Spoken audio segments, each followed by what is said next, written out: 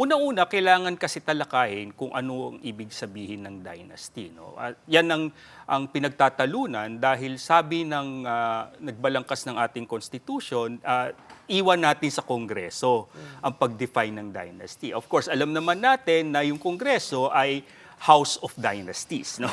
So both the Senate and the lower house, no? Ang Kamara, no? At sabi ko nga palagi, no, palaging hinayaan natin ang magdi-define ng batas na nagbabawal sa dynasty ay mga dynasty rin, no? So parang it's like asking Dracula to guard the blood bank, no? It's really a melting pot of conflict of interest, no? So talagang malabo kung tutuusin, no? Pero ang dynasty kasi is the concentration, consolidation, and perpetuation of power in a particular political family.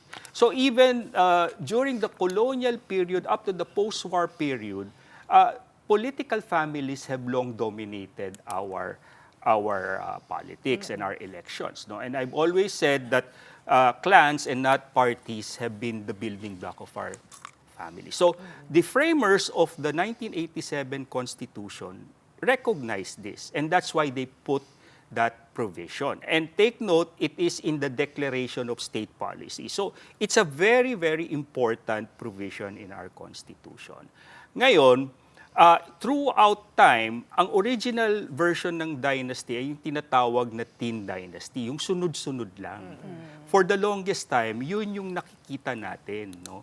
And kaya naglagay ng term limits sa constitution natin. Kaso, hindi nila ginawang self-executing yung anti-dynasty provision. So, nung naglagay ng term limits, ang naging unintended consequence ito, dumami lalo ang mga political dynasty dahil napabilis yung pagpasa ng kapangyarihan. So now we have the question of the relationship. Who will be involved in this anti-dynasty bill?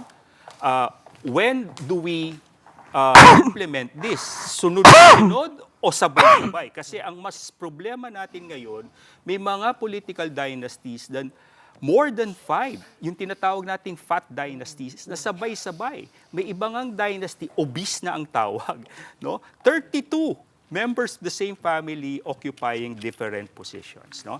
So, and then, 32, saan? No? Where? No? Is it national, local, or both? No? So, okay. And then the fourth is, ano ba ang jurisdiction yan? Di ba? Ito ba ay sa isang probinsya lamang, sa isang constituency lamang, or pwedeng cross-constituency or cross-jurisdiction?